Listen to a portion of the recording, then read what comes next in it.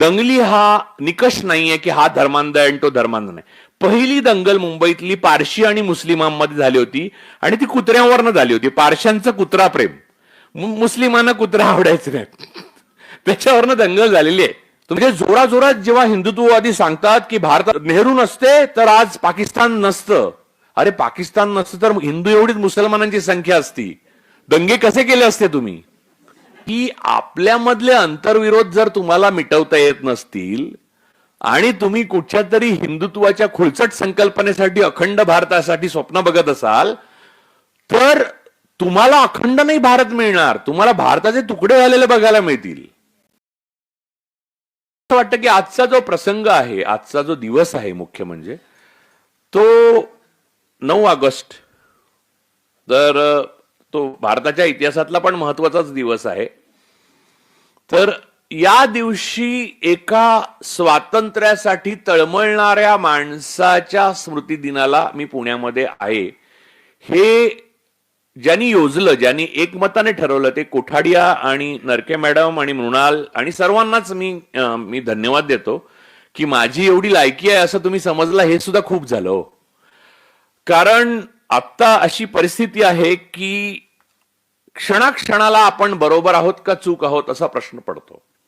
उदाहरणार्थ, जेव्हा विषय विचारण्यात आला मला, तेव्हा मूळ विषय जो मी सांगितला तो मी असा बोललो होतो की बहुजनवाद विरुद्ध गोडसेवाद हा विषय हवा.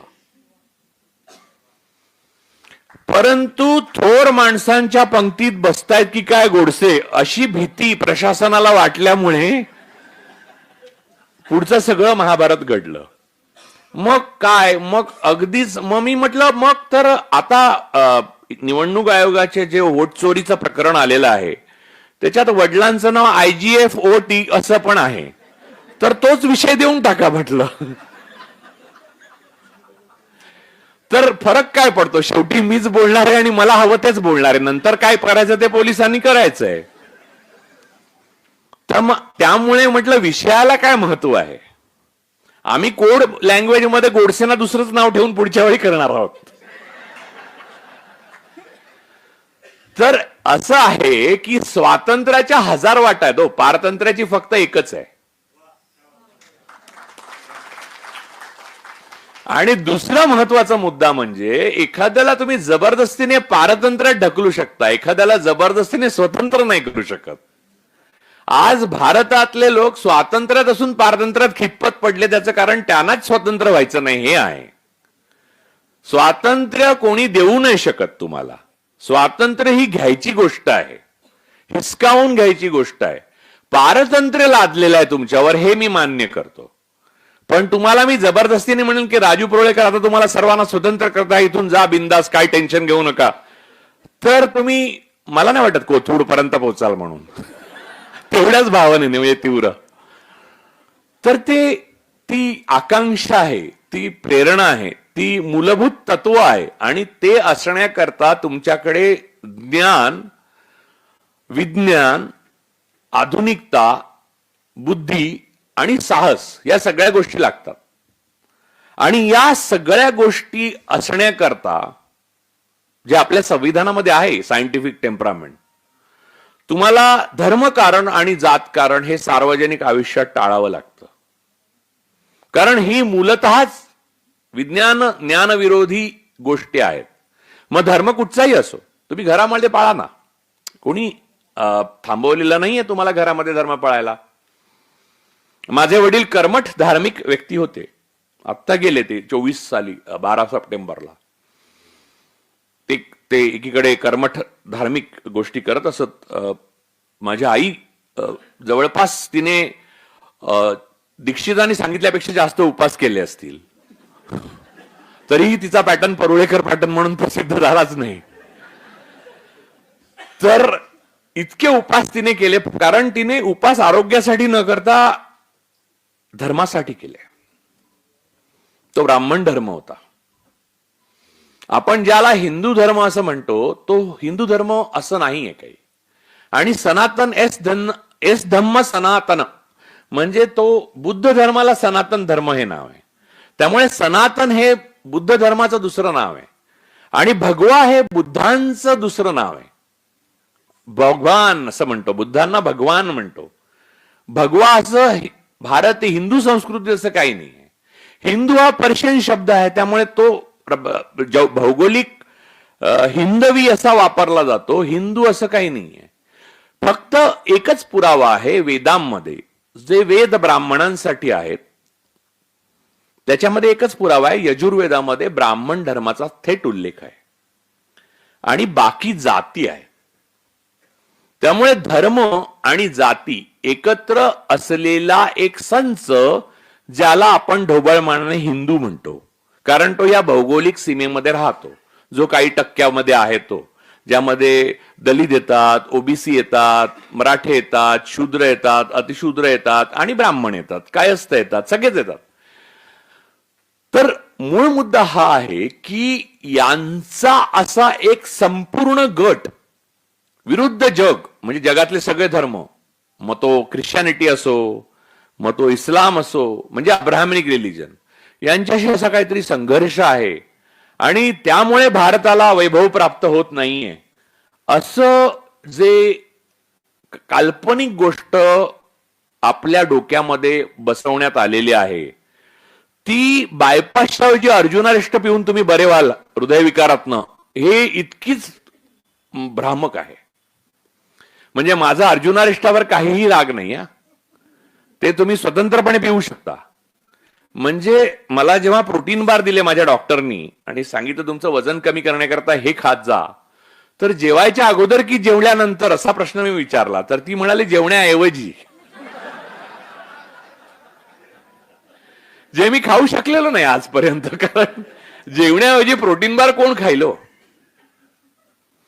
त्यामुळे या प्रकारचं जे विचार आहे आपला, तो विचार हा रिग्रेसिव्ह, म्हणजे आपल्या आज जो संघर्ष आहे भारतात, तो पुरोगामी विरुद्ध प्रतिगामी असा एक सरळपणे आहे. म्हणजे जात आणि धर्म यांच्यावर आधारलेला एक समाज निर्माण करावा असं सर्व धर्मातल्या लोकांना वाटतं आणि सर्वकालिक असं सत्य आहे की वाटलेलं आहे. पण ते निर्माण करण्यात यशस्वी कोणी झालंय का? तर मग इस्लामची एवढी राष्ट्र का झाली असती, आणि मग ख्रिश्चॅनिटीची एवढी राष्ट्र का झाली असती, आणि मग एकाच अब्राह्मनिक रिलिजनचे 3 भाग असलेले ज्यू आणि यहुदी म्हणजे, आणि मग त्याच्यानंतरचे ख्रिश्चन आणि मग ते इस्लाम, यांच्यामध्ये एवढा संघर्ष का पेटला असता. आणि मग हिंदू दलित म्हणून जो आपण म्हणतो त्यांना घोड्यावरनं वरात काढायला ब्राह्मणांना किंवा ठाकूरांना राग का आला असता. आणि मी गोव्यामध्ये आत्ता गेलेलो तेव्हा भाषण करताना एक म्हटलं, त्याच्यावरनं मला राग आल्यामुळे काही कागद आलेले आहेत, ते मला उत्तर दिलं भाग आहे आता त्याचा.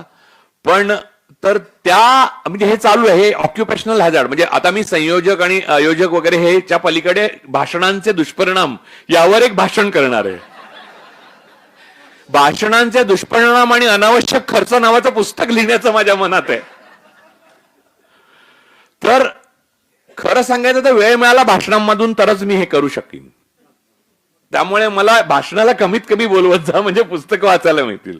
तर मूळ मुद्दा असा की तर ते मी तिथे एक असा मुद्दा बोललो की ठीक आहे, मी समजतो की आपल्याला गोव्यामध्ये गोवा आजचं गोवा हे माझ्या बालपणीच्या गोव्याहून खूप भिन्न आहे. आमचं गाव गोव्याच्या जवळचं, माझ्या आईचं गाव गोव्याचंच, त्यामुळे मला गोवा काय अपरिचित नाही. आणि गोव्याला जातो म्हटल्यावर वा असं म्हणतात, तसं आम्ही गावाला जातो म्हणजे गोव्याला जातो, असं आहे ते. आता एखाद्याचा आजोळच स्वित्झर्लंड असेल तर तो तरी काय करणार ना, म्हणजे तो दररोज आपला दर सुट्टीत स्वित्झर्लंडला जातो म्हटल्यावर म्हणतील लोक कसला श्रीमंत आहे. तसं नाहीये ते, त्याचा आजोळ आहे ना. तर आता माझा तो एक प्रश्न होता तिकडे की गोवा जे मी बघितलं होतं, आणि गोवेकरांनी, मला असं वाटत नाही गोवेकरांची तब्येत बघता, एकंदर प्रकृती आणि मानसिकता बघता, की काय स्वातंत्र्यासाठी आतून आंदोलन वगैरे केलं असतं. बाहेरच्याच लोकांना गोवा स्वतंत्र व्हावं असं वाटायला लागलं एक दिवशी. मग त्यात नेहरूंपासून सगळे आले, म्हणजे सगळे डावे उजवे सगळ्यांना वाटायला लागलं की गोवा स्वतंत्र झालं पाहिजे. आणि नेहरू फार इंटेलिजंट प्राईम मिनिस्टर होते आणि ते महान नेते होते आणि असाधारण परराष्ट्र कूटनीतिज्ञ होते. त्यांनी पोर्तुगाल सरकारच्या विरोधात, म्हणजे त्या काळात युरोप नाटो किती एकत्र घट्ट झालेलं दुसऱ्या महायुद्धानंतर, लक्षात घ्या 61 साली वगैरे, आणि अमेरिकेच्या विरोधात जाऊन ते पोर्तुगाल पासून गोवा मुक्त केलं. आता तिथे खूप गेले, म्हणजे इथेच ह्याच सभागृहात मागच्या वेळेचा माझा कार्यक्रम होता, तो मला भाई वैद्य स्मृती पुरस्कार देण्यात आला होता. त्यामध्ये डॉक्टर अभिजित वैद्य इथे बसलेले, जिथे कोठाडिया सर बसलेत, आणि मी इथे बोलत होतो की भाईंनी गोवा सत्याग्रह जेव्हा केला तेव्हा त्यांच्या हातावर लाठ्या म्हणून हात मोडला तरी त्यांनी तिरंगा सोडला नाही. तर आता मला गोव्यामधनं आत्मनं हे माहिती आहे, म्हणजे लहान मी गोव्यात होतो ना, म्हणजे मला तेव्हा स्वतंत्र झालेलं होतं गोवा, पण मला माहिती आहे की गोव्याच्या माणसांना काय आंदोलन वगैरे करून स्वातंत्र्य मिळव एवढे असे नाहीच आहेत ते लोक, म्हणजे चांगले लोक आहेत.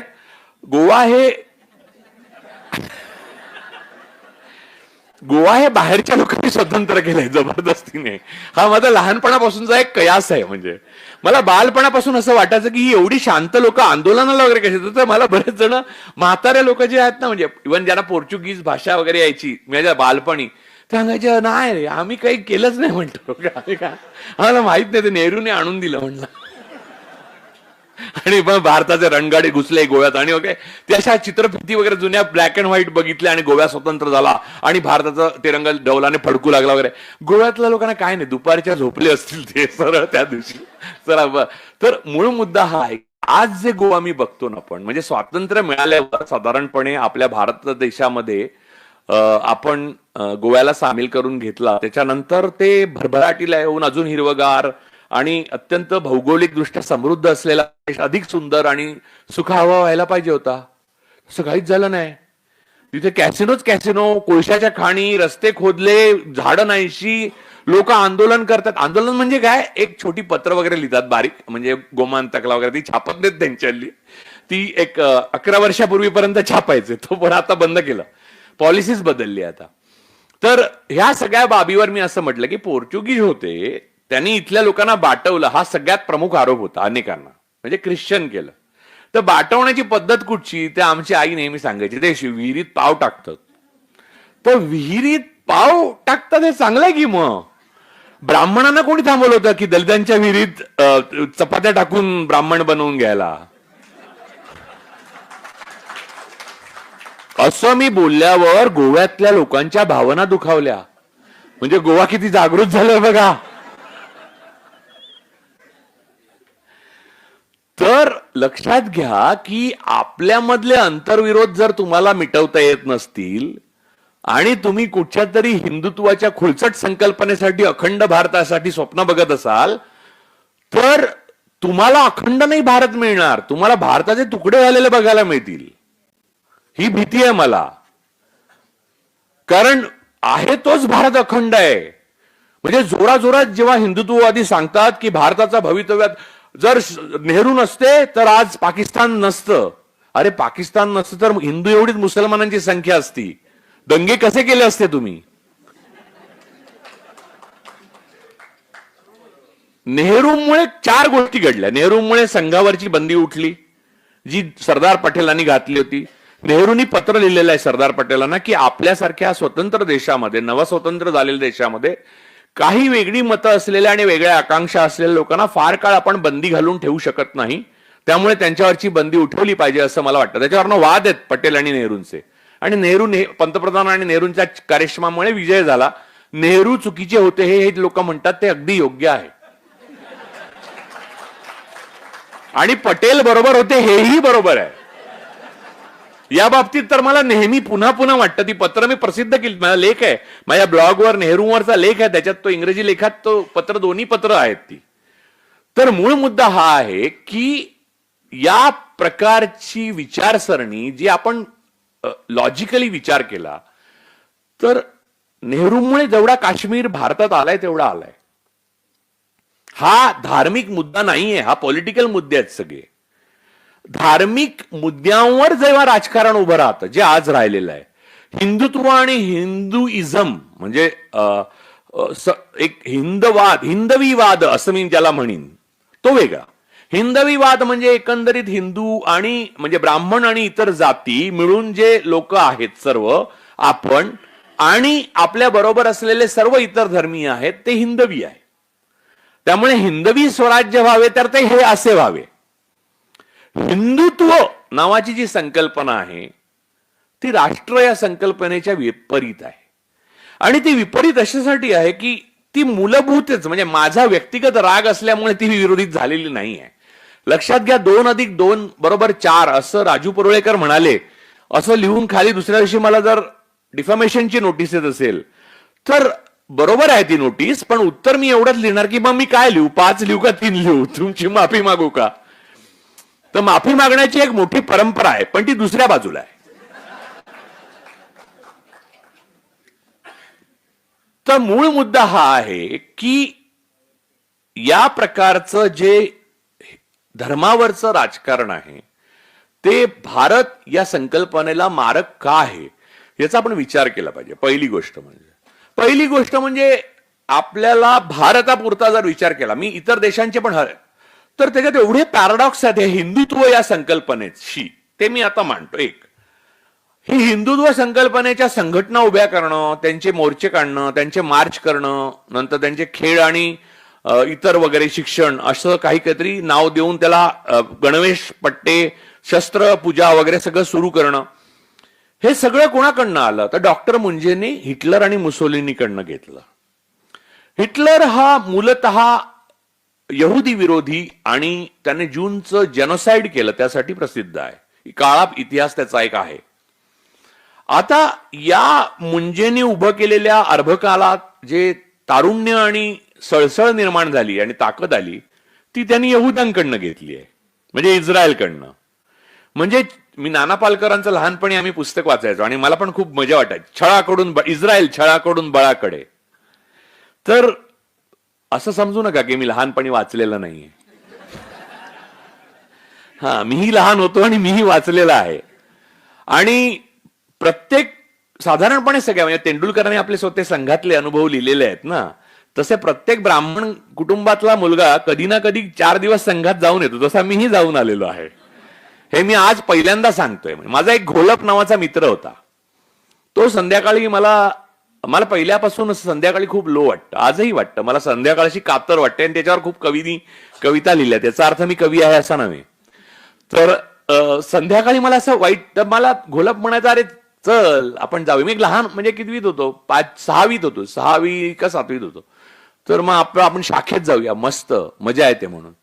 तर मला तेंडुलकरांनी लिहिलं ना तसंच अगदी, तो चकचकीत बेल्ट, ते बूट त्या घोलपचे आणि ते हे कवायत वगैरे, मजा वाटायची.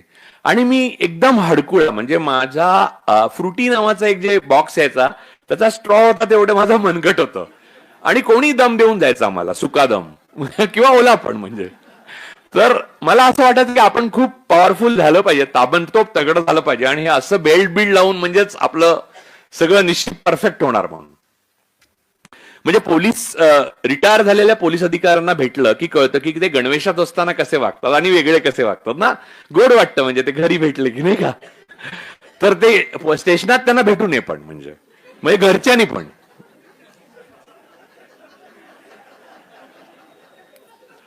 तर मूळ मुद्दा असा आहे की ह्या गणवेशाचं जे आकर्षण आणि हे आहे ते दुर्बलतेतनं आलेलं होतं. मला इन्फिरियरिटी होती की आपल्याला कोणी मारून जातं यार, आपण काय वजनाचं काय कमवूच शकत नाही. 42 किलो वगैरे वजन होतं, आणि माझं खूप वाढलं वजन तेव्हा, कित्येक वर्ष 58 किलो वजन होतं. त्यामुळे संघाचं आकर्षण स्वाभाविक आहे मला असणं. तर मला ते घोलप बरोबर मी एक जवळपास 6 महिने संघात गेलो. आणि आमच्या घरात काही राजकीय परंपराच नव्हती किंवा असा राजकीय विचार काहीच नव्हतं. माझे वडील हे जेव्हा रिटायर झाले तेव्हा Bombay chamber of commerce and इंडस्ट्रीजचे डायरेक्टर HR होते, आणि आई हाऊसवाईफ होती. त्यामुळे, आणि त्यांना असं काही थेट ह्या पक्षाचं किंवा त्या पक्षाचं असं काही नाही, ते मतदान करत असत. पण मला शेवटपर्यंत कळलं नाही ते कोणाला मतदान करतायत म्हणून. आणि ते माझ्याशी फारसे बोलत पण नसत किंवा त्यांचा माझ्यावर विश्वासच नव्हता. म्हणजे की हा, म्हणजे त्याचे खूप कारण, त्याच्यावर मी अख्खी मुलाखत दिली आहे. मला वाटतं ती इथे आली अश्विनी, तिला मुलाखतच दिली आहे मी त्या काळाबद्दल. तर ती तिच्या चॅनलवर तुम्ही बघू शकता. तर मूळ मुद्दा असा आहे की या काळामध्ये मी बघितलं की हे चकचकीत बेल्ट, खाकी चड्ड्या, पांढरे शर्ट, शिक्षक, आणि एकदम वागायचे चांगले शिक्षक, अतिशय प्रेमाने वागत असत. अतिशय म्हणजे चुकीचा अर्थ घेऊ नका, प्रेमाने वागत असत. तर तर अहो, मुलांमध्ये प्रेमाने वागलं पाहिजे, असं काय करता तुम्ही? तर तर ते अतिशय प्रेमाने वागत असत आणि समजवायचे की उद्या ये हा बाळ, आला नाहीस का? मग घरी यायचे, बघायला यायचे. आणि मग मला असं झालं की खूप पाऊस पडला, वडील वेळेवर आले नाहीत. मी डोंबिवलीला राहायचो तेव्हा. तर वडील आले नाहीत वेळेवर, तर संघाचे 2 स्वयंसेवक घरी पाठवून द्यायचे मला, माझ्यावर गप्पा मारायला वगैरे. या लेवलला असं उत्तम पारिवारिक हे चाललेलं सगळं. अशामध्ये माझं वाचन वाढलं आणि मी गोडसेंची पुस्तकं वाचली, गोपाळ गोडसेंची. मला वाटलं काय हे गांधीजी मनुष्य होते. म्हणजे फारच डेंजरस, की भारताला फारच कॉम्प्लिकेटेड परिस्थितीत आणून सोडलंय माणसानं. माझी जन्मठेप पण वाचलं. लोकांचा असा समज आहे की मी बालपणापासून जन्माला आलो त्या क्षणी सावरकर विरोधी बोलायला लागलो, बोबडा बोबडा. असं काही नाहीये. हा एक भ्रम आहे. माझी एव्होल्युशनची प्रोसेस आहे आणि ती भारतीय समाजामध्ये एका विशिष्ट वर्गामध्ये जन्माला आल्यावर अटळ आहे असं मला वाटतं. तर ह्यातच धर्मकारण लपलेलं आहे, हे लक्षात घ्या. तर मूळ मुद्दा हा होता की माझ्या गावी माझं जे बालपण गेलं तिथे पण ही पुस्तकं मी वाचली होती, पण तेव्हा मला जेवढी कळली नव्हती तेव्हा इथे आल्यावर कळली. आणि मग माझा एक स्वभाव आहे की हे पुस्तक वाचलं की त्याच्या विरोधातलं पुस्तक वाचायचं. हा स्वभाव कुठून आला हे मला माहित नाही, याचा उगम कुठे झाला मला आठवत नाही, खरं सांगतो. पण मी तशी पुस्तकं शोधायला सुरुवात केली. मी गांधीजींचं वाचायला सुरुवात केलं. ते तर भारीच कठीण. पहिले काय वाटलं माहितीये ना, गांधीजी फारच सोपं लिहितात म्हणून. आणि नंतर माझ्या लक्षात आलं हे फारच कठीण आहे म्हणून, की हे सोपं जे लिहिणं आहे. विनोबा पण तसेच लिहायचे, सोपं सोपं लिहायचे. साने गुरुजी लिहायचे. साने गुरुजी तर म्हणजे मराठीतले सर्वात असाधारण लेखक नाव घ्यायचं तर मी साने गुरुजींचं नाव घेईन. साने गुरुजींचं लिखाण जे आहे ते वाचताना नुसता तुम्हाला आनंदच मिळतो आणि तुम्हाला कुठेही भाषा वाचतो आहे असं वाटत नाही. ज्या पुस्तकाला कुठची भाषा वाचतो आहे न कळता तुम्ही रममाण होता ना, ते पुस्तक सुंदर. तसं गांधीजी लिहायचे. गांधीजींचं मी सगळ्या भाषांमध्ये हिंदी, गुजराती, मराठी, इंग्रजी सगळं वाचलेलं आहे, बऱ्याच भाषात. त्यांचं कुठच्याच भाषेमध्ये कॉम्प्लिकेटेड गोष्टी नव्हत्या. गांधीजी हे एका ओळीत जर स्पष्ट करायचे झाले तर अत्यंत धार्मिक माणूस, पण आयुष्यात कुठच्याही देवासमोर डोकं ठेकवताना त्याचा एकही फोटो नाही असा होता. दाखवा मला कोणत्याही बाबा, बुवा किंवा देवासमोर एका देवाची प्रार्थना करताना किंवा धार्मिक स्थळावर जाऊन प्रार्थना करताना गांधीजींचा फोटो नाही, किंबहुना त्यांच्या आयुष्यात तसा उल्लेखच नाही. या प्रकारची धार्मिकता ही वैश्विक आहे, ज्याला दुसऱ्या शब्दात ह्युमॅनिटी म्हणतात, मानवता. हे मला कळायला लागलं. तर माझा एक काका होता, त्याने आमच्या घरामध्ये त्या काळामध्ये सोव्हिएत रशिया होता. म्हणजे लोक म्हणतील हा म्हणजे राजू परुळेकरांचा कम्युनिझमकडे प्रवास सुरू झाला, तर तसं काहीच झालं नाही. काकाला असं वाटायचं की मी खूप वाचायची आवड आहे आणि मला तेवढं वाचायला मिळत नाही, कारण तेव्हा आमची परिस्थिती तेवढी चांगली नव्हती. तो काका सोव्हिएत लँड नावाचं एक मॅगझिन यायचं, ते अगदी नाममात्र. आणि तेव्हा सोव्हिएत मधनं येणारी पुस्तकं सुद्धा, मराठी पुस्तकं सुद्धा नाममात्र किमतीला मिळायची. ती तो खूप घेऊन यायचा. जगाचा इतिहास, पृथ्वीचा शोध वगैरे असे. तर ती सगळी मी वाचायला सुरुवात केली. आणि ती वाचताना माझ्या लक्षात आलं की घोलप बरोबर ज्या ठिकाणी आपण जातो संध्याकाळी, तिथे ह्याच्या नेमकं उलट सांगतात सगळं. म्हणजे गॅलिलिओला जसं वाटलं असेल एक दिवशी, तसं मला 7वीत वाटलं की पृथ्वी सूर्याभोवती फिरत नाही, सूर्य पृथ्वीभोवती फिरतो, असं संध्याकाळी सांगणारी माणसं आपल्याला भेटतात. असं लक्षात आल्यावर मी जाणं बंद केलं. अर्थात पुढची प्रोसेस सगळी झालीच. म्हणजे ते एक फॉर्मॅलिटी, कंप्लायन्सेस संघाचे आहेत, ते पूर्ण करावेच लागतात. शिक्षक 2दा घरी येतात, 2 स्वयंसेवक येतात, तुम्हाला विचारतात बाळा काही बरं वाटलं नाही का, आजारी आहेस का, नाही, खूप काय काय करतात. म्हणजे खूप काय काय म्हणजे चांगल्या अर्थाने. त्या काळात तेवढं गोमूत्राचं प्रमाण नव्हतं, नाही तर तेही पाजलं असतं मला. हल्ली गोमूत्राचं फार झालंय बुवा. तर म्हणजे वासरांना पण आश्चर्य वाटत असेल की आपल्या आईची मुती आवडणारी ही प्राणी संस्था कुठची आहे म्हणून आपण दूध पित असताना.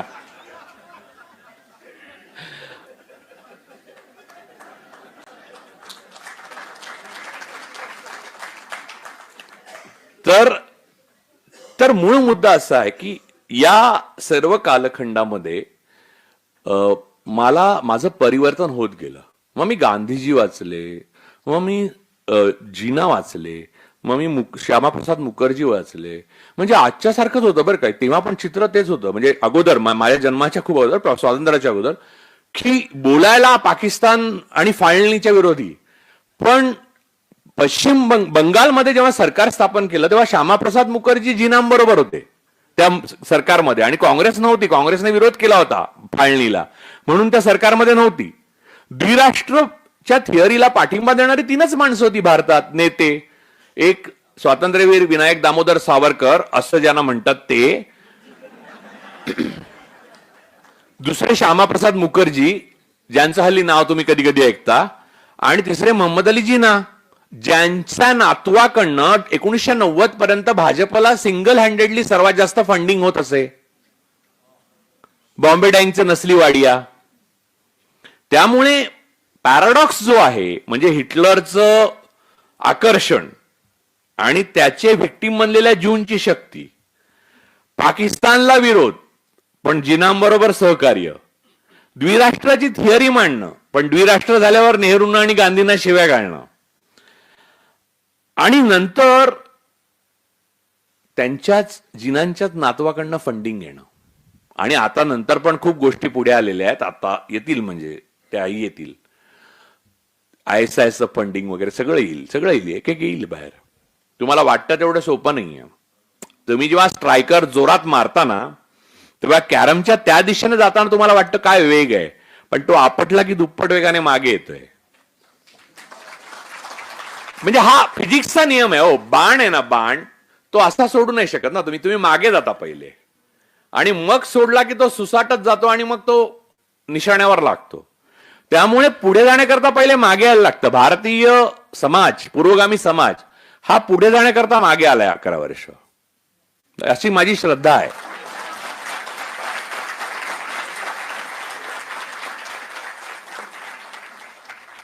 तर आता मूळ मुद्दा की हे धर्मकारण, हा ब्राह्मण धर्म आहे, त्याच्यावर मग मला प्रश्न पडला की हरिभाऊंचा आणि माझा ज्याची नाळ जुडली ती ही, की तो नाही का माझा लेख प्रसिद्ध झाल्यावर हरिभाऊ खूप खुश झाले होते. हिंदुत्व म्हणजे ब्राह्मण धर्म नावाचा लेख माझा वसाच्या दिवाळी अंकात प्रसिद्ध झाला. खूप मोठा लेख होता, त्याच्यावर पुस्तक येतंय माझं. तर तो लेख वाचल्यावर हरिभाऊनी इतका प्रचार केला त्याचा की तो मलाच इंग्रजीत आणि हिंदीत छापायला लागला. नंतर हरिभाऊ ज्या राज्यात जायचे त्या राज्यात सांगून यायचे की तो असा लेख आहे, तो मराठी में है ना लेकिन. तर मग मी हरिभाऊंनी सांगितलं की अरे मला ते दुसऱ्या भाषांमध्ये विचारतात, मी केलं आणि तो माझ्या ब्लॉगवर आहे. तर त्या गोष्टीची जाणीव मला माझ्या घरामधून झाली. लक्षात घ्या की बहुजन वर्ग म्हणजे जात व्यवस्थेमध्ये बहुजन वर्ग किंवा शूद्र यांना कथेमध्ये गुंतवून ठेवण्यात येतं. म्हणून आज ज्या कथा सांगितल्या जातात किंवा कथाकार अनिरुद्धाचार्य, कथाकार ढमका, कथाकार टमका वगैरे, तर हे कथा कुठून आलं माहितीये का तुम्हाला? जे राजर्षी शाहू महाराजांचं पुराणोक्त प्रकरण आहे ना, तर पुराण म्हणजे कथा. वेदात आणि उपनिषदात कथा नाही आहेत, ते ब्राह्मणांसाठी आहे. त्यामुळे आमच्याकडे जे अग्निहोत्र व्हायचं ते वेदोक्त असायचं. त्यामुळे आमच्याकडे सत्यनारायणाची पूजा मला लहानपणी तर आठवतच नाही, नंतर कधी केली असेल वडिलांनी तर मला 1-2दा आठवतं. कारण नंतर तर 26 जानेवारीला सायंटिफिक टेम्परामेंट असं लिहिलेलं संविधान दिनीच करायला लागले काँग्रेसवाले सत्यनारायणाची पूजा ऑफिसमध्ये. त्याचे प्रसाद मी खाल्लेले आहेत, अर्थात शिरा चांगला असतो. प्रसादाचा शिरा हा नेहमी चांगला असतो कारण तो कमी मिळतो. तर मूळ मुद्दा असा आहे की या प्रकारचा जो भेद आहे तो भेद टिकवून हिंदुत्व नावाची संकल्पना एका आधुनिक रिपब्लिक, मॉडर्न रिपब्लिक म्हणजे नेहरू, डॉक्टर बाबासाहेब आंबेडकर, सरदार वल्लभभाई पटेल, मौलाना अबुल कलाम आझाद यांच्यात खूप मतमतांतर आणि वेगळी, पण त्यांचं एक नक्की होतं सगळ्यांचं की India should be a modern Republic. Bharat हे एक आधुनिक रिपब्लिक झालंच पाहिजे, गणराज्य. आणि आपण गणराज्य आहोत. आपण एकसंध असं काही नाहीये. One one one one one काही नाहीये. वन फक्त वनच आहे. वन टेलिप्रॉम्प्टर पण नाहीये. इथे एक टेलिप्रॉम्प्टर आणि इथे एक टेलिप्रॉम्प्टर. Teleprompter, 2 teleprompter 1 leader. आणि नॉन बायोलॉजिकल का असतात प्राईम मिनिस्टर? कारण ते टेलिप्रॉम्प्टर असतात. तर मूळ मुद्दा असा आहे की या प्रकारचा जो भेद आहे आपल्यामध्ये, तो भेद मिटवण्याकरता असंख्य समाज शास्त्रज्ञांनी, समाज सुधारकांनी, आता तुम्हाला सांगतो, म्हणजे अज्ञानाचं महापूर मी किती वेळा बोललोय. हे उदाहरण या पुण्यामध्ये इथेच येऊन किती वेळा बोललोय, पण मला प्रत्येक वेळी राहत नाही. तो मधला ब्रिज आहे ना, फ्लायओव्हर, त्याच्या खाली वेगवेगळी पुस्तक रंगवण्याची एक आनंदाची गोष्ट इथल्या मला वाटतं स्थानिक भारतीय जनता पक्षाच्या लोकांना झालेली आहे. पण त्यांना दुर्बुद्धी ही झाली की त्याच्यात इरावती कर्व्यांचा आमची संस्कृती, त्यांना वाटलं आमची संस्कृती म्हणजे काहीतरी चांगलं तुळशी वृंदावन वगैरे असणार. ते पुस्तक जाहीर जर वाचून दाखवलं त्याच पुलाखाली तर पोलीस ठोकून काढतील. गृहमंत्र्यांचा फोन येईल फडणवीसांचा की प्लीज ते आमची संस्कृती पुस्तक आवरा ताबडतोब. तर ते पुस्तक रंगवलंय. म्हणून असेच धर्मग्रंथांचा प्रचार बहुजनांमध्ये असाच झालाय. जी वाचलेलीच नाही आहेत ना ती पुण्यप्रद आहे. नाही वाचलं की सगळंच चांगलं असतं. एखादा मोठा ग्रंथ मी घेऊन चाललो तर लोकांना वाटणार काय ज्ञानी माणूस आहे. तुम्हाला लक्षात घ्या की पवार साहेबांकडे कायम फाईल्स असतात. आता तुम्ही लक्षात घ्या की असं काही आहे का की तुम्ही राजकारणी आहात किंवा तुम्ही खूप ऍडमिनिस्ट्रेशन करता म्हणजे फाईल अशाच ठेवल्या पाहिजे कायम उराशी कवटाळून? अशी काही गरज नाही ना. म्हणजे मी नेहरूंचे अशा घरी फोटो बघितलेत का तुम्ही की नेहरूंनी खूप फाईल क्लिअर केल्या, त्या अशा फाईल आहेत वगैरे? अर्थात जी माणसं लहान माणसांची नावं लक्षात ठेवतात आणि मोठ्या माणसांची कामं त्यांच्या फायली जवळ ठेवतात, हेही लक्षात ठेवा. तर मूळ मुद्दा असा आहे की असं एखादं पुस्तक किंवा फाईल किंवा हे आपल्या सबकॉन्शियसला सुखावतं की वा. म्हणजे आता कसं की मी इथे बघतो पुण्यामध्ये मराठा कुटुंबांमध्ये गुरुचरित्राची पारायणं होतात व्यवस्थित. आणि मराठा समाजाला लवकरात लवकर ब्राह्मण होण्याची घाई झालेली आहे, जे ते होणार नाहीत. कारण ते शूद्र आहेत हेच ब्राह्मणांचं मत आहे, पण त्यांची मदत घेतली पाहिजे हेही मत आहे. आता मूळ मुद्दा हा आहे की जे ग्रंथ वाचताना सुद्धा तुम्ही वाचत नाही तर तुम्ही वाचणार कसे? त्यामुळे हे जे भयंकराचं तुफान आलेलं आहे ना, ते मला राजकीय दडपशाहीच्या पेक्षा भयानक वाटतं. मला असं वाटतं की राजकीय दडपशाही कधी झुगारून देता येते, कधी बदलता येतो राजकीय पटल. पण ह्या बायकांच्या डोक्यात शिरलेलं जे ब्राह्मणवादाचं भूत आहे, गुरुवारचे मार्गशीर्षाचे गुरुवार, मी सांगतो सर्वात हिंदू धर्मातली सर्वात तरुण देवी कोण? तर संतोषी माता. 1975 साली आला पिक्चर. कारण त्याच्या अगोदर असा कुठे उल्लेखच नाहीये. तर मूळ मुद्दा असा की आता मी जर कपडे काढले आणि फक्त लंगोट लावून असा फिरू लागलो पुण्यामध्ये उगाचा तसा, तर काही दिवसांनी, म्हणजे इथे मी आता नाव नाही घेत कारण कुणाच्या भावना दुखवतील काय सांगावं, पण एक कुठेतरी बाबा आहेत पुणे स्टेशनच्या इथे, ते म्हणजे केवळ त्यांना उपचारांची गरज आहे. तर अशा लोकांना बसवलं की मॅटरच समजा. मी लहान असताना एक कणकवलीमध्ये माझा मामा, वेळ जात नाही ना तुमचा, असं बोर वगैरे होत नाही ना तुम्ही?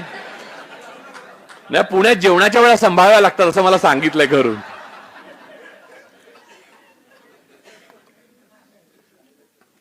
नाही आहे माझ्याकडे पाणी आहे.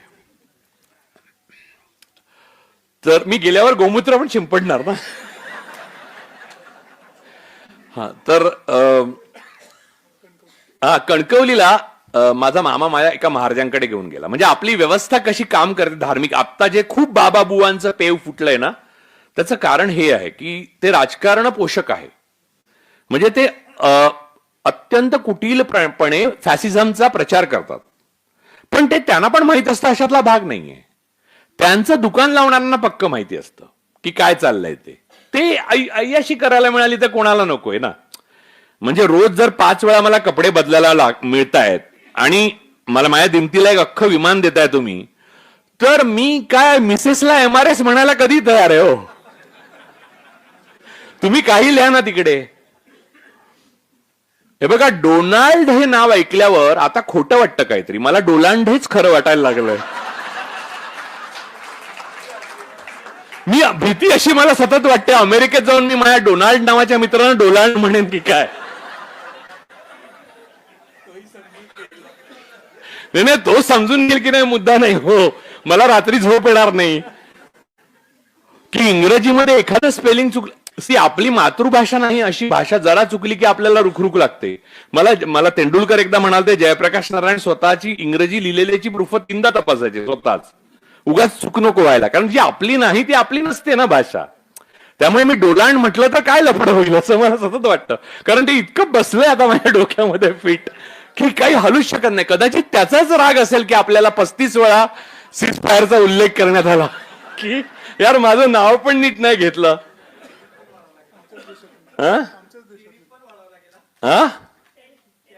टॅरिफ पण वाढवत चाललेत ते. तर तारीफ आणि टेरिफ मधला फरक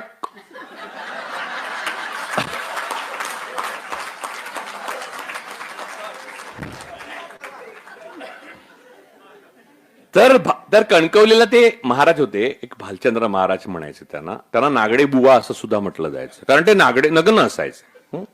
त्यांना काही कळायचं असं नाही. म्हणजे ते नवसाला पावायचे वगैरे. आणि बाहेर ना प्रचंड ग्लासेसची दुकानं लागलेली होती. मी मामाबरोबर लहान होतो, मी हार्डली 3रीत असेन, पण मला आठवतंय. आणि ते असे सिगरेट असे आनंदी घ्यांसारखे पित असायचे. तुम्ही ते काय धर्मवीर आला तेव्हा बघितलं असल्यामुळे आनंदी घ्यांचा उल्लेख केला. कारण आनंदी घ्यानं पाहिलं नाही त्या जास्त लोकांनी धर्मवीर पाहिलाय त्याच्यापेक्षा जास्त. कारण मी ठाण्यात नंतर माझा बराच काळ गेल्यामुळे, कॉलेजचा काळ, आनंदी घे काय होते हे मला चांगलंच माहिती आहे. धर्मवीर या चित्रपटाचा जवळचाही संबंध नाहीये त्या आनंदी घ्यांशी. असो, तर मूळ मुद्दा हा आहे की ते तसे असं सिगरेट ओढत बसलेले असायचे. तर मी आणि मामा गेलो, तर मामा म्हणला पाया पड. तर मला लहानपणापासून ना कोणाच्याही पाया पडायला आवडत नाही. आता हा गुण पण कुठून आला मला माहित नाही. कारण आमच्या घरात असं वातावरण आहे, आमच्या घरात दिसेल त्या मोठ्या माणसाच्या पाया पडा, हे असल्या धंदे करायची खूप सवय होती. आदर हा काही मनात असतो यार. आदर हा तुमच्या वागण्यातनं दिसला पाहिजे. पाया पण नाही, नवीनच मला घाणेरडी संस्कृती वाटते. तेव्हापासून जो कणा वाकडा झालाय भारताचा तो सरळच होत नाहीये. हे पाया पडण्याचं प्रकरण, तर मी आपला पडलो पाया. तर माझा मामा आहे ना, नाही तोपर्यंत काय होतं, अगोदर रांग होती, प्रत्येक जण ग्लास द्यायचा बाबांना आणि बाबा ग्लास भिंतीवर फोडायचे. हे सतत चालू होतं खेळ. तर जेव्हा मामा पडला तर मामाने ग्लास दिलं, तर ते बाजूला टाकलं, त्याने झुरका घेतला आणि मामाच्या हातावर लावला, सिगरेट विझवली. त्याला लागलं जाम पण तो ओरडला वगैरे नाही. त्यानं भक्तिभाव ना, श्रद्धा काही करू शकते माणसाला. वेडा, तुम्ही मोहरमच्या दिवशी बघा की रक्ताने माखलेले लोक श्रद्धेच्या जोरावर ते सहन करतात. कुठचाही धर्म असो, माझा धर्माचा कुठच्याही माझा हे नाहीये. मामा कळवळला आणि आम्ही घरी आलो. दुसऱ्या दिवशी आमच्या मामाची बढती झाली, तो डेप्युटी कलेक्टर झाला. आमच्या आजीने सगळ्यांना सांगितलं की नागडेबुवांनी सिगरेट लावली तेव्हा त्याला प्रमोशन मिळाला. सगळ्या गावाला जाऊन सांगितलं. अरे दुनियाभरचे लोक सिगरेट कधी लावतात त्यासाठी वेळ.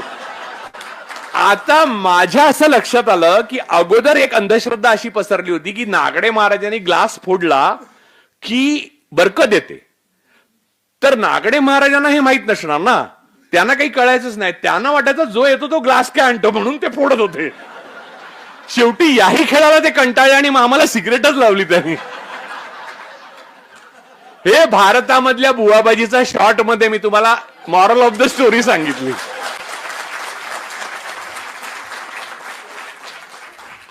तुम्हाला सांगतो, असाधारण दैवी शक्ती असलेला मनुष्य या पृथ्वी तलावर माणसाच्या रूपात असत नाही.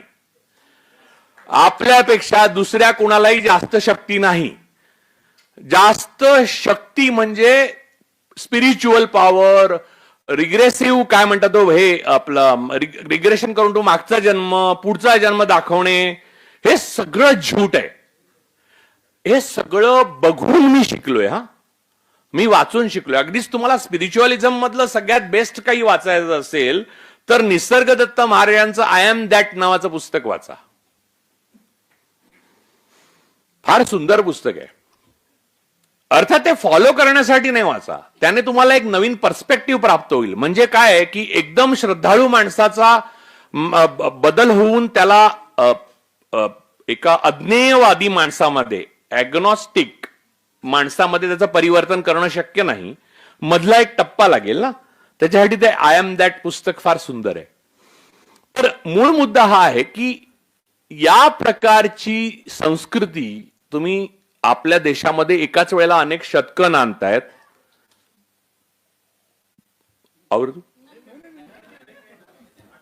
आपल्या देशात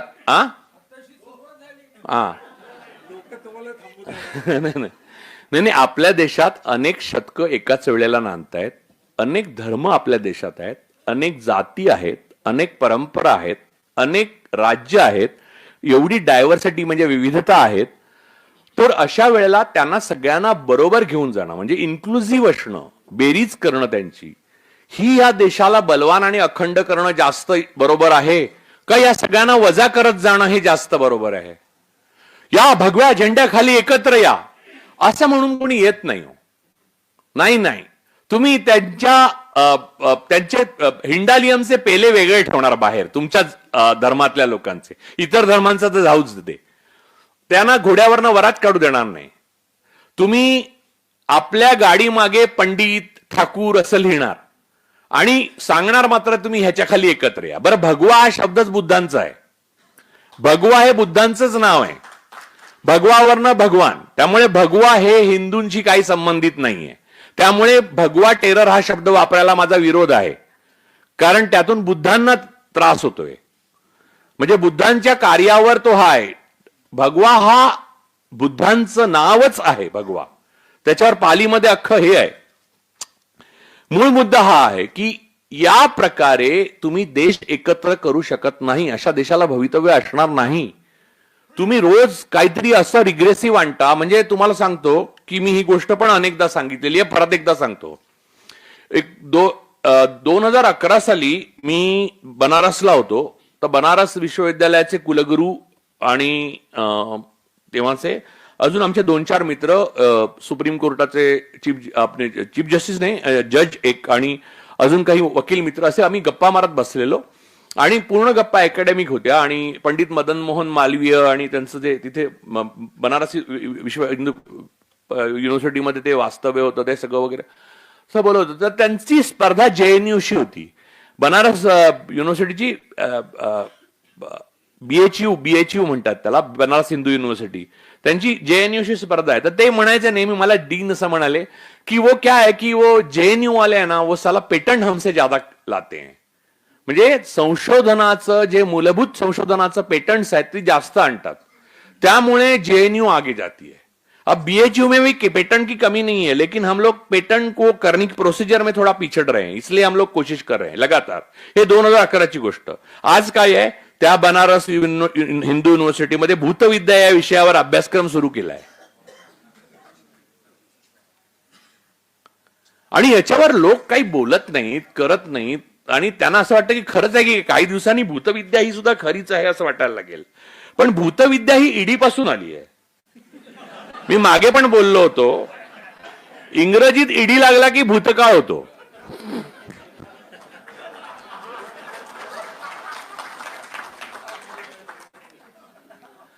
त्यामुळे अनेक बोलणारे लोक होते ते ईडीत गेले, त्याबरोबर भूतविद्या पुढे आली, त्याच्यावर त्यांनी बोलणं टाळलं. तर मूळ मुद्दा हा आहे की आपण या प्रकारच्या समाजाला, या प्रकारच्या धर्मांधतेला आव्हान द्यायला पाहिजे की नाही. कारण सांगतो, सुखांक म्हणजे हॅपीनेस इंडेक्स मध्ये आज स्वीडन, फिनलंड, नॉर्वे हे अव्वल देश आहेत. आणि ते 91%, 95% आणि 99% नास्तिक आहेत. नास्तिक म्हणजे अज्ञेयवादी आहेत. तिथे चर्चेस रिकामे आहेत आणि म्युझियम झाली चर्चची, आणि म्हणून जेल पण रिकामी झाली आणि जेल बंद करतायत. एकदा धर्मस्थळ बंद व्हायला लागली लोकांच्या इच्छेने की जेल पण बंद व्हायला लागतात. कारण पापाची भावनाच उरत नाही, कारण करण्याची गरजच उरत नाही. त्याला वेलफेअर स्टेट असं नेहरू म्हणाले होते. आणि ते वेलफेअर स्टेट करण्यासाठी प्रत्येक पंतप्रधानाने आपल्या कमी जास्त वकुबाने आणि प्रयत्नाने, प्रत्येक पक्षाने कमी जास्त वकुबाने आणि प्रयत्नाने प्रयत्न केले आणि आपल्याला 2014 पर्यंत आणून ठेपवलं. 2014 मध्ये अचानक वडिलांची 100 एकर जमीन सुपीक, 5 स्कॉर्पिओ गाड्या, 2 विमानं, 7-8 बंगले, 10-12 फार्म हाऊस असं नावावर ठेवलेला वडिलांच्या जाण्यानंतर अचानक मुलाच्या नावावर झालं. आणि त्या मुलाला यापैकी काहीच माहित नव्हतं कसं हाताळायचं, याचं काय बिझनेस कसा, मॉडेल काय आहे.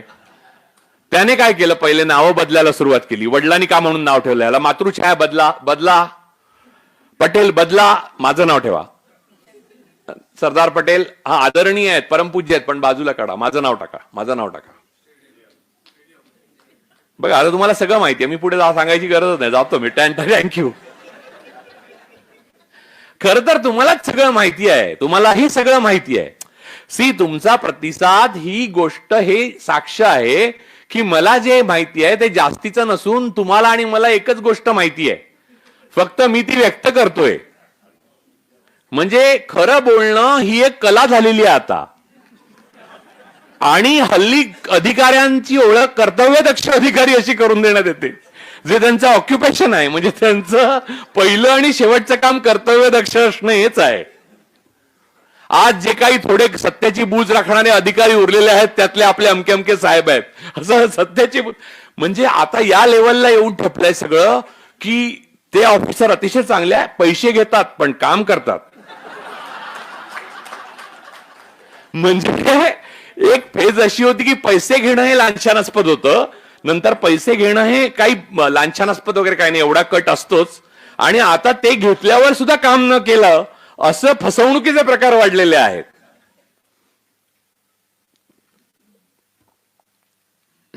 तर सांगायचा उद्देश हा होता की धर्म हा धर्मवादी ताकदींना भारतातल्या, मग ती RSS असो, विश्व हिंदू परिषद असो, बजरंग दल असो, सनातन असो, कोणी असो, यांना काहीही कळलेला नाही. धर्म म्हणजे तुमचं इन्स्टिंक्ट, तुमचं नेचर. मनुष्य धर्म असतो.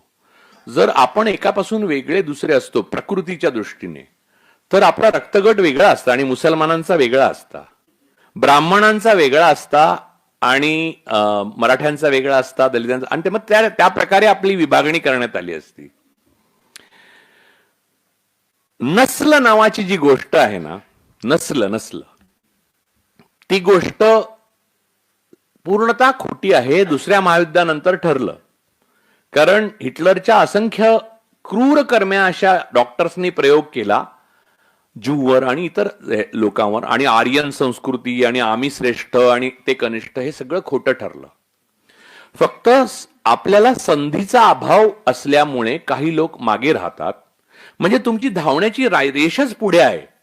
म्हणजे मी गरिबीतनं वाढलेला ब्राह्मण असेन तरी मी धावायला पुढूनच सुरू करतो. ते गरिबीतनं वाढलेल्या दलिताबरोबर नसतो मी. ही जी समाज रचना आहे ती समाज रचना सगळ्या भारताच्या खचण्याच्या पायाशी आहे. ज्याच्या विरुद्ध आपण लढण्याऐवजी मुसलमानांच्या विरुद्ध लढतो, हा एक अतिशय भ्रामक आणि हास्यास्पद प्रकार आहे. कारण तुम्ही लक्षात घ्या की भारतामध्ये, मुंबई प्रांतामध्ये दंगली आहेत ना, त्या माणसात होतात. कुठच्याही जगाच्या म्हणजे फुटबॉलच्या स्टेडियमवर युरोपमध्ये कुठच्याही दंगल होते. दंगली हा निकष नाहीये की हा धर्मांध आहे आणि तो धर्मांध नाही. पहिली दंगल मुंबईतली पारशी आणि मुस्लिमांमध्ये झाली होती आणि ती कुत्र्यांवरनं झाली होती. पारशांचं कुत्रा प्रेम, मुस्लिमांना कुत्रा आवडायचं नाही, त्याच्यावरनं दंगल झालेली आहे. तुम्ही ब्रिटिश गॅझेटियर मध्ये बघू शकता. त्याचा धर्माशी काहीच संबंध नाहीये. कबुतरावरनं जैन आणि आता नॉन जैन मध्ये म्हणजे अशी परिस्थिती निर्माण झालेली आहे दादर भागामध्ये. तर मूळ मुद्दा हा आहे की या सगळ्या संकल्पना ज्या आहेत त्या एका पॉइंट नंतर खोट्या ठरतात. म्हणजे आता जर भूकंप आला ना, आता जर भूकंप सुरू झाला, समजा 7.5 रिश्टर स्केलचा भूकंप सुरू झाला, तर धावत जाऊन दुसऱ्याला पकडताना किंवा खुर्ची पकडताना, काय रे तू मुस्लिम नाही ना, असं विचारणार का तुम्ही? नाही विचारणार. एकदा विमानामध्ये असा टर्ब्युलन्स झाला, मी युरोपहून येत होतो आणि असा टर्ब्युलन्स सुरू झाला, बाजूच्या माणसाने माझा हात घट्ट पकडला. त्याला माहित नव्हतं मी कोण आहे. मी म्हटलं की हे ठीक आहे, पण मी पण तिथेच चाललोय बरं का.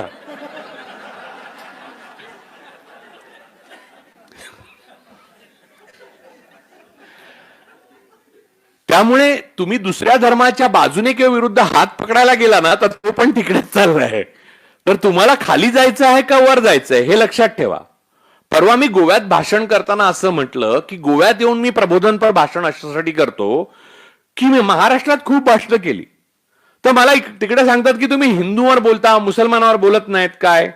तर मी ठरवलं की आता आपल्या घरात बंद करायचं, दुसरीकडे जाऊन बोलायचं म्हणून. त्यामुळे गोव्यात आलो. अरे माणूस स्वतःचं घर पहिले सुधारणार का दुसऱ्याचं सुधारणार? कुठच्याही धर्मामध्ये मूलभूत तत्व सारखी सांगितलेली आहेत आणि धर्म हे त्या त्या काळामध्ये माणसाच्या जगण्यासाठी आवश्यक असलेली गोष्ट आहे. कदाचित ती आजही काही माणसांना आवश्यक असेल, थेरपी सारखी, परंतु त्याचा दुसऱ्या माणसाच्या द्वेषाशी संबंध नाही, एवढं मी निस्संदिग्धपणे सांगू शकतो.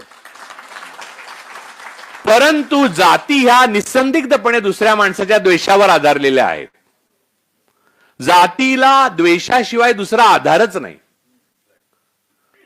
जाती ह्या मूलतः द्वेषावर आणि आपल्याहून इतर कमी असण्याच्या मूलभूत मुद्द्यावरच उभ्या आहेत. आणि त्या भेदाला तुम्ही टाळण्याकरता धर्माधर्मामध्ये कलह माजवून राष्ट्र बलवान करणार, ते कसं ते मला सांगा समजावून. लॉजिकल विचारलेल्या प्रश्नांची उत्तर इलॉजिकली द्यायची नाहीत. परवा आम्ही आमच्या मुकेश माचकरने टाकलेलं ते वाचलं ना तुम्ही, इलेक्शन कमिशनला राहुल गांधींनी वोट चोरीबद्दल प्रश्न विचारला, तेव्हा इलेक्शन कमिशनचं जे उत्तर आलं त्याचं एक थोडक्यात वर्णन असं केलं. ते पूर्वी श्री नावाचा मॅगझिन यायचं, त्यात स्त्रिया आपल्या निसंकोचपणे समस्या विचारायच्या आणि पुरुष ताई म्हणून उत्तर द्यायची, बरोबर.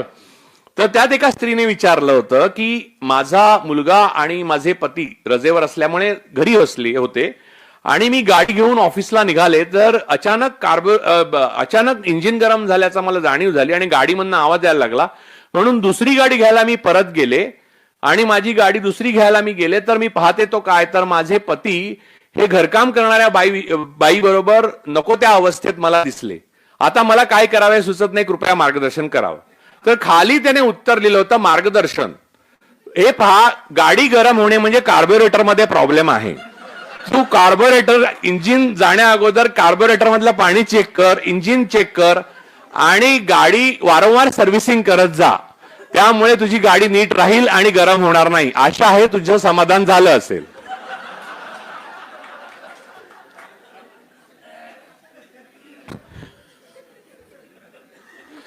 तर आपल्याकडे या प्रकारची उत्तरं आता सरकार देतात, बरोबर. धर्माचा संपूर्ण डोलारा अशा प्रकारच्या उत्तरांनी भरलेला आहे. म्हणजे मला इथे दुखतं का हो, मागच्या जन्मीचे भूक. मॉडर्न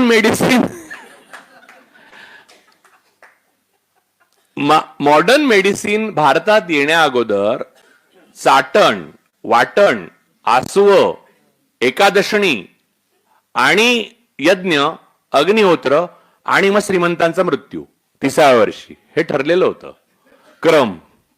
आपलं आयुर्मर्यादा सरासरी वाढली ती मॉडर्न मेडिसिन आल्यावर भारतात.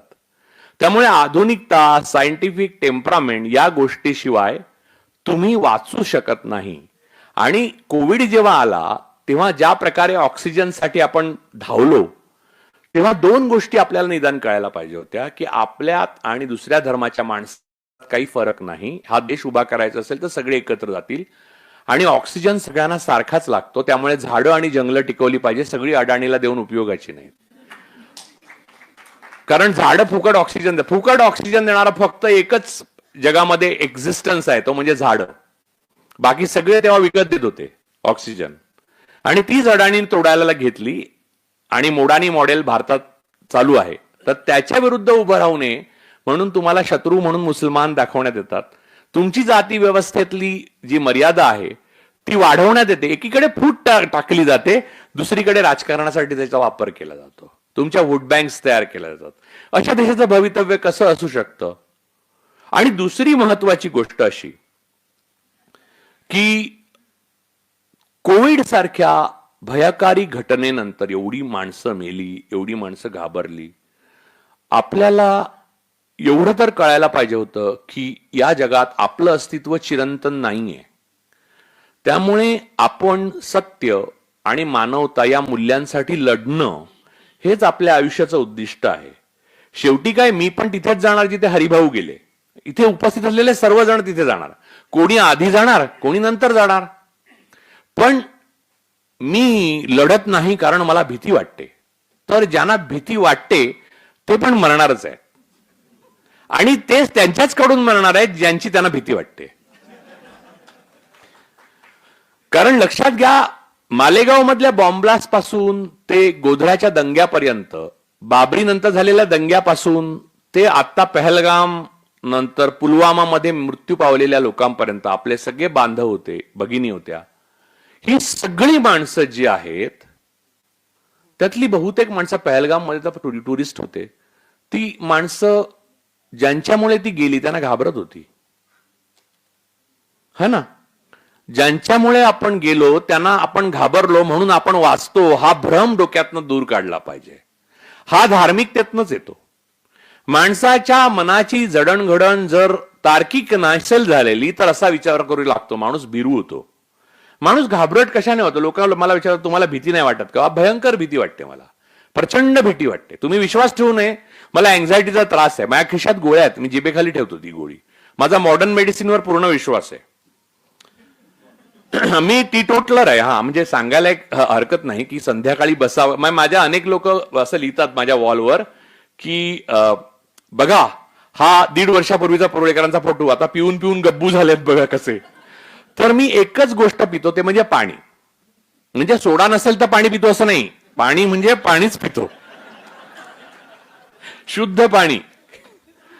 मी कोल्ड्रिंक, हार्ड ड्रिंक काहीच पित नाही.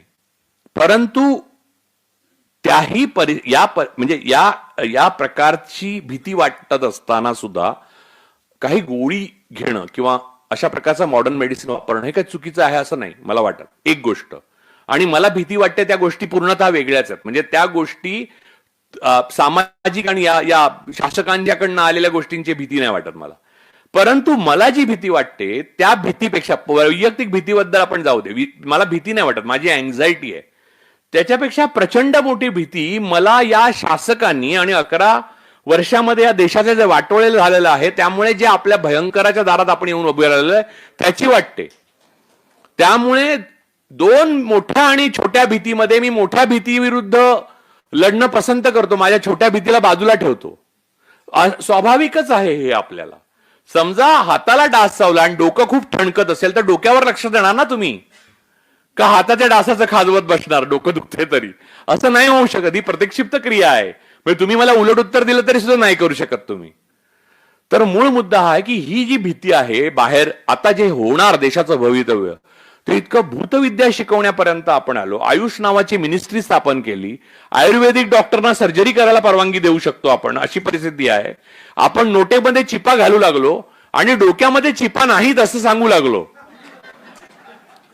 आणि एवढ्या चिपा लेवलला आपण गेल्यानंतर आपल्याला वर काढणारी माणसं घाबरून बसली आहेत. ही किती वाईट आहे. आणि वर काढणारी माणसं कोण आहेत? ती आपणच आहोत. मला अनेकदा माझे मित्र म्हणतात, कोण काही करत का नाही यार? मी म्हणतो, कोण का करेल बरं? तू करत नाहीस तर तू का नाही करत? मी करतो, माझ्या परीने होतं ते. मला जेव्हा पत्र येतात किंवा मेसेजेस येतात किंवा हे येतात, हरिभाऊंच्या मुलाखतीच्या खाली पण खूप हरिभाऊ बद्दल पण लिहिलेलं आहे बघा. काय शूर, काय वाह, काय बेडरपणा, काय स्पष्ट वक्तेपणा. अरे हे भ्रष्ट अधिकारी आहेत पण काम करतात, असंच झालं की? असं नाहीये ते. हे आमचं ऑक्युपेशन आहे, हे मला करायलाच पाहिजे. जगायला मी जन्माला आलो तर पर्पज ऑफ लाईफ नावाची काही गोष्ट आहे की नाही माझ्या आयुष्यात? माझ्या आयुष्याचं उद्दिष्ट आहे, तर त्याची मूल्य व्यवस्थेशिवाय ते होत नाही. म्हणजे जगणं हा, हे बघा, जन्म हा एक ऍक्सिडेंट आहे. म्हणजे एक्झिस्टन्शियलिझम, अस्तित्ववाद जर तुम्ही मानला तर जन्म ऍक्सिडेंट आहे, मृत्यू हाही एक ऍक्सिडेंट आहे. त्याच्या मधला जो काळ आहे त्यात आपल्याला पर्पज दिलेलं नसतं. तुम्हाला पाठवलेलं आहे देवाने पर्पजने. म्हणजे असा कोणतो शास्त्री सांगतो ना, तो हल्ली धीरेंद्र शास्त्री ना, की मुझे हनुमान जी मेरे से बात करते हैं. अब बागेश्वरात तो कोण असे खूप आहेत. म्हणजे तो एक नाही, असा ऍर काढून पण खूप हनुमानाची नाही करणारे आहेत. म्हणजे मुळामध्ये हनुमान या देवतेची कल्पना जी आहे ती, म्हणजे रामदासांचा कोटीच्या कोटी उड्डाणे झेपावे उत्तरेकडे, मंद्राद्री सारिखा द्रोण क्रोधे उत्पाटीला बळे. हा, मनासी टाकिले मागे गतीसी तुलना नसे. त्यांनी विमानासी टाकिले मागे म्हटलेलं नाहीये, कारण त्यांना माहितीये पुढे 8,000 कोटीचं विमान येणार, त्याला कोणी मागे नाही टाकू शकत. त्यामुळे त्यांनी मनाचे, म्हणजे मनाने मी आत्ता न्यूयॉर्कला पोहोचू शकतो.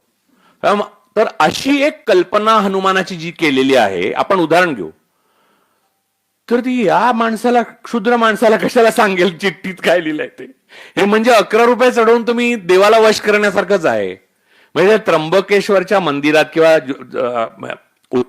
दक्षिण भारतातल्या मंदिरांपेक्षा उत्तर भारतातली मंदिरं अत्यंत घाण आणि बकाल असतात. आणि त्याच्या बाहेर इतकी घाण असते की आपली मंदिरं अशी करावीत म्हणून बांधली नव्हती कोणी. तर मुळामध्ये मंदिरं स्वच्छ आणि शांत आणि सुंदर ठेवणं हे आपलं पहिलं काम आहे. तिथे ते होत नाही. चेंगराचेंगरीत माणसं मरतात. मुळामध्ये अनेक मंदिरांमधल्या देवता ह्या मूळच्या बुद्ध मूर्तीज आहेत. म्हणजे हे सिद्ध झालेलं आहे आता. त्यामुळे जर खोदायलाच लागलं तर खाली उत्खननामध्ये बुद्ध मूर्ती सापडतील आणि स्तूप सापडतील.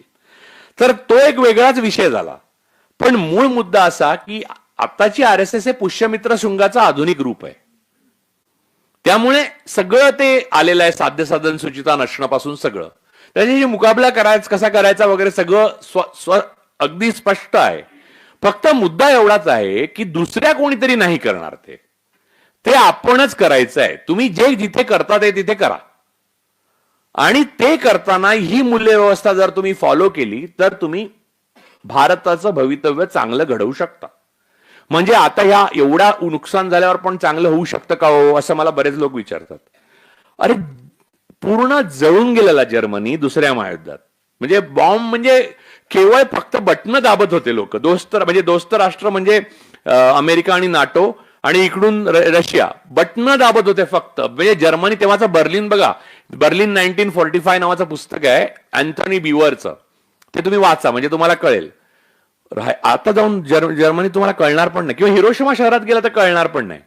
त्यामुळे परत उभं राहणं आणि परत नष्ट होणं हे सर्व संस्कृतींना अपरिहार्य आहे.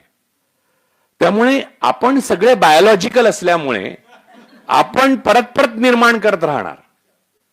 नॉन बायोलॉजिकल नष्ट झाल्यावर परत नाही निर्माण होणार. डोंट वरी. बरोबर ना. बायोलॉजिकल असल्याचा हा एक सगळ्यात मोठा फायदा की तो पुनरुत्पादन करतो. पण फार करू नये. म्हणजे माझा अशा गोष्टींना पाठिंबा नाहीये की हिंदूंनी लोकसंख्या वाढवावी वगैरे, असं कोणीच वाढवू नये. म्हणजे भारतासारख्या देशात लोकसंख्या ही वरदान आहे आता, कारण भारत हा सगळ्यात तरुण देश आहे. पण ती चुकीच्या पद्धतीने, म्हणजे मंत्र्यांना विचारलं तुमचा मुलगा काय करतो, एक मुलगा ब्रिटिश सिटीजन आहे, दुसरा MITत आहे आणि तिसरा JP मॉर्गन मध्ये वॉशिंग्टनला आहे, आणि तुमचा संदेश काय राष्ट्राला, तर सर्व बहुजनांच्या मुलांनी मशिदीसमोर जमा होऊन जय श्रीरामच्या घोषणा द्याव्या. या प्रकारचं नेतृत्व लाभलेला देश भवितव्य नाही करू शकत तयार. हे नेतृत्व बदलायला लागेल. मग ते सामाजिक क्षेत्रातलं बदलायला लागेल, शिक्षण क्षेत्रातलं बदलायला लागेल, राजकीय क्षेत्रातलं बदलायला लागेल, खणून काढावा लागेल देश आणि पुन्हा उभा करायला लागेल. हे शिवाजी महाराजांनी पुण्याचं केलं होतं. त्यांनी सोन्याचा नांगर फिरवला होता पुण्यावरनं. सोन्याचा असला तरी तो नांगरच होता. महाराज फार विलक्षण व्यक्तिमत्व होऊन गेलं. म्हणजे छत्रपती शिवाजी महाराज म्हटल्यावर दुसरं काही म्हणण्याची मला आवश्यकताच कधी कधी वाटत नाही. एवढंच म्हटलं तर मला पास केलं पाहिजे होतं लहानपणी, पण नाही करायचे.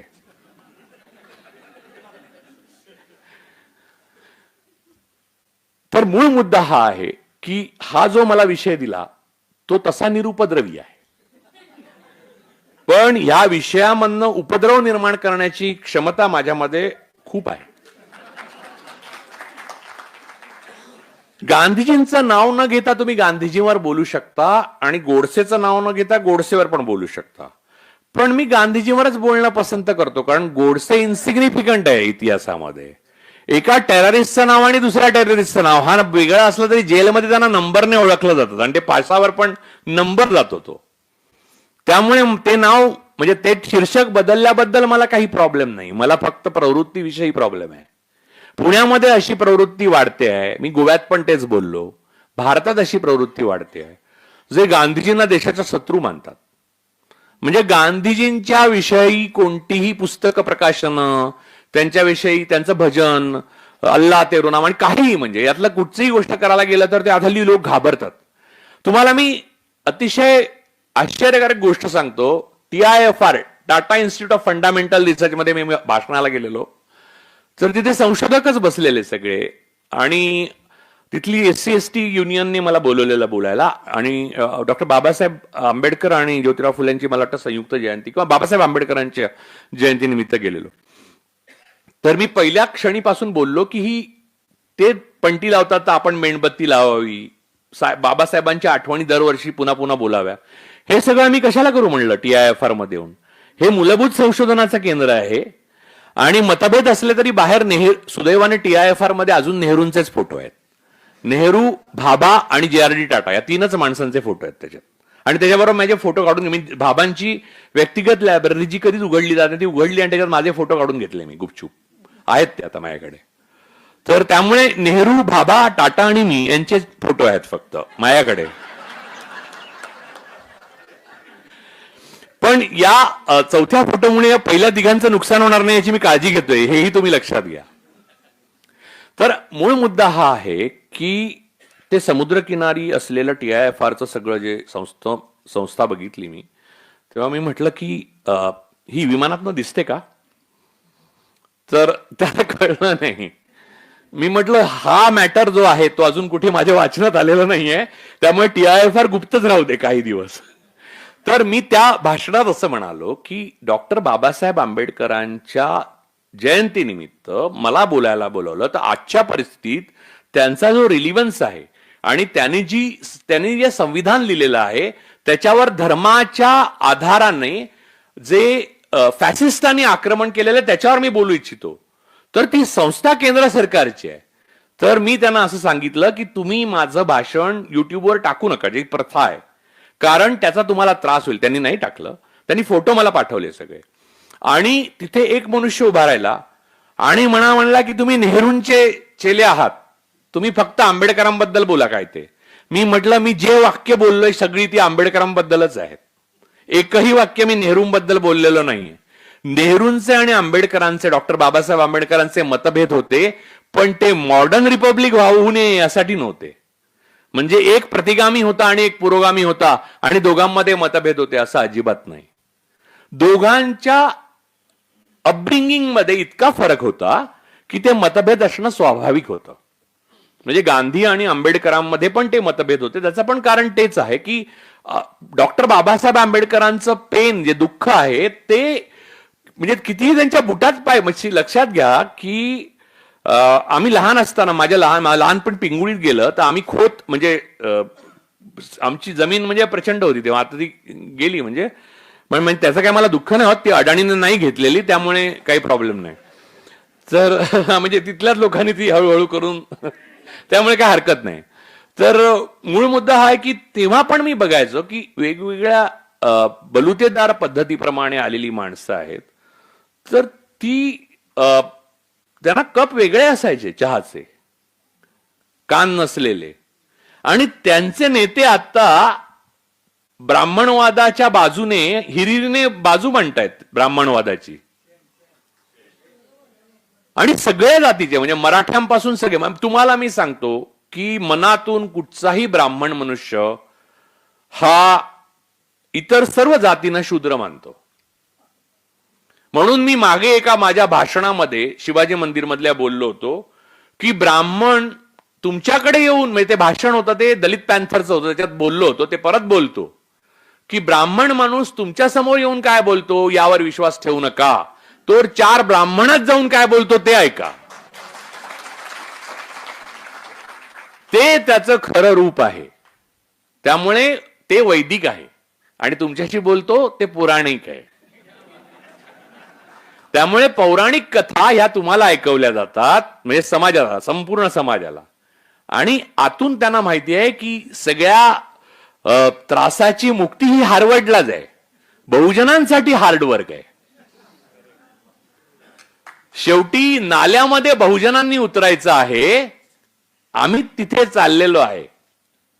त्यामुळे या पाखंडी आणि हिपोक्राईट संस्कृतीला कडाडून विरोध मला पुण्यातून अपेक्षित आहे. आणि आज हरिभाऊंच्या दुसऱ्या स्मृतिदिनानिमित्त मी तुमच्याकडून हरिभाऊंच्या वतीने ही मागणी करतो की प्रत्येकाने स्वतःच्या व्यक्तिगत पातळीवर हा लढा द्यायला सुरुवात करावी. त्याशिवाय देश समाज बदलणार नाही. पुन्हा एकदा बनारस हिंदू युनिव्हर्सिटीत मला ते ऐकायचंय की आम्ही पेटंटशी स्पर्धा करतोय JNUशी, ना की भूतविद्या.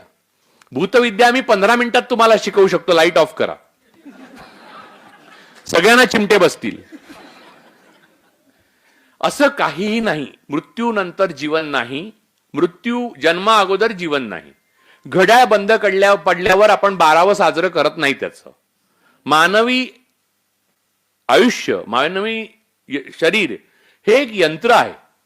अनेक महान माणसांनी आपलं शरीर दान केलं, त्यामुळे वैद्यकीय शास्त्र इथपर्यंत येऊ शकलं, आणि ते इथपर्यंत येऊ शकलं त्यामुळे आपण सगळे जिवंत आहोत. नाहीतर या वयोगटातले किंवा माझ्याही वयोगटातले किंवा कोणी पुण्यामध्ये जगत नसत. आगरकरांचं वय बघा, पेशव्यांचं वय बघा. एक औरंगजेब सोडले तर 90 कोणीच पोचलेलं नाहीये. मिला औरंग्या 90ला पोचला असं वगैरे कितीही लिहा तुम्ही, पण तो सगळ्यावर मात करून पोचला ना. याचं कोणतंही लॉजिक नाहीये. तो अपघाताने तिथपर्यंत पोचला. त्याची मुलंही आणि त्याचे अगोदरचे सगळेजण कुठे पोचले, बाबर वगैरे काही. त्या काळामध्ये युनानी औषधं, एक तर शिस वापरलं जायचं प्रचंड. त्यामुळे मनुष्य मूळ ज्वरात, श्रीमंतांना ज्वर झाला आहे, चाटणं घेऊन धावायचं, त्याच्यात जे लेड असायचं म्हणजे शिस, की श्रीमंतांची लिव्हरच बंद पडायची. की मल्टी ऑर्गन फेल, म्हणजे आता आपल्याला उलट कळतं, मल्टी ऑर्गन फेल्युअर होऊन श्रीमंत जायचे. ते ज्वरातनं बरे होऊ शकत असायचे, पण ते चाटण खाल्ल्यामुळेच गेलेले असायचे. आणि हे आजपर्यंत आपल्याला कळलेलं नाही. श्रीमंतांचं आता जर आपण खोदून जर ममी काढून जर काही केलं तर आपल्याला कळू शकेल की श्रीमंतांना ती चाटणं आणि आसवं किती महाग पडली. पेशवाई बुडण्याचं सर्वात महत्वाचं कारण, जर पहिले माधवराव पेशवे लवकर जाणे हे असेल तर त्याला आयुर्वेद जबाबदार आहे असं मी मानतो. तेव्हा जर चांगली इंजेक्शन असती तर ते वाचले असते आणि पेशवाई अमर झाली असती. म्हणजे पेशवाईसाठी बहुजनांना पुण्यात दुसऱ्यांदा आत्ता जो लढा द्यावा लागतो तो द्यावा लागला नसता, आणि गळ्यात मडकं घालून आणि मागे झाडू बांधून आजही पुण्यात लोक फिरले असते. त्यामुळे या साऱ्या गोष्टीच्या पार्श्वभूमीवर आपण कुठे आहोत याचा विचार करा. तुम्हाला जे करायचंय ते तुम्ही करणार. मी सांगितल्यामुळे तुम्ही बदलाल अशी यत्किंचित मला आशा नाही. मी मनोरंजनाचं साधन आहे, या पलीकडे काही नाही हे मलाही माहिती आहे. परंतु असा घसा इथे सुका केल्याशिवाय, नरडा सुका करणे म्हणतात त्याला, असा नरडा सुका केल्याशिवाय माझ्यासारख्या आत्म्यांना थांबवत नाही. म्हणून आम्ही येऊन बोलतो. मी 60% स्वतःला आवरलेलं आहे. हरिभाऊ 90% पोहोचले, म्हणून ते आज आपल्यात नाहीत. इतकं फिरलं नाही पाहिजे माणसाने. आमच्यासारखी माणसं जी आहेत ती एवढ्या ऑड्सना सामावली जातात. एकीकडे तिथले लोकल दहशतवादी, तिकडे दुसरीकडे पोलीस यंत्रणा, तिसरीकडे विरोधात असलेलं सरकार, चौथीकडे तुम्हाला माहित नाही तुमच्या म्हणजे मनस्थितीचा. प्रत्येक मनुष्य स्वतःच्या आतमध्ये एक लढाई लढत असतो त्याच्या आयुष्याची. ती काय लढाई लढतायत समोरची माणसं हे मला काय माहिती. ते बसलेल्या प्रत्येक माणसाच्या आयुष्यात एक युद्ध आहे किंवा 10 युद्ध असतील. ती आपल्याला कुठे माहिती असतात. ते सगळ्याच्या पलीकडे जाऊन हे पाणी झिरपत शेवटच्या थेंबापर्यंत ते खाली मुळांना लागणार का नाही मला काय माहिती आहे. पण तरी म्हटलं नरडा सुकवावा. एक जन्म मिळालाय तो थोडा पुरवून खायची गरज नाही, संपवून टाकावा लवकर.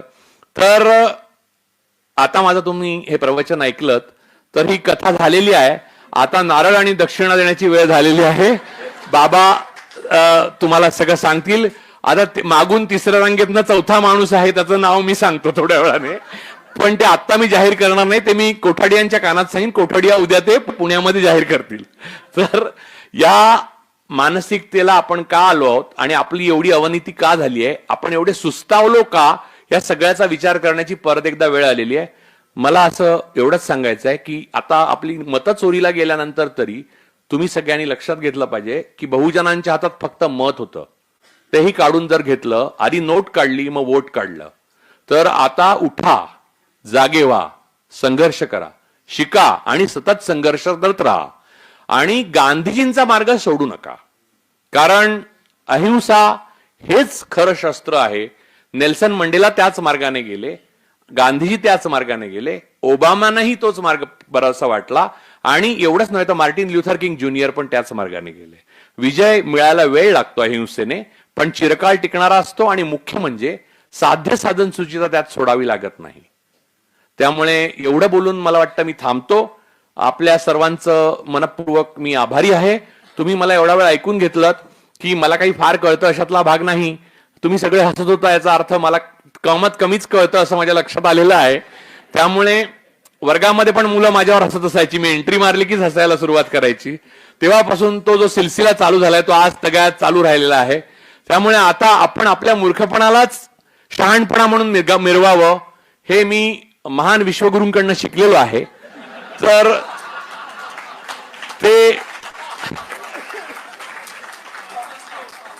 ते मी सुफळ संपूर्ण करतो. हरिभाऊंना माझी श्रद्धांजली आणि तुम्हा सर्वांना धन्यवाद आणि आयोजकांना धन्यवाद. जय भीम.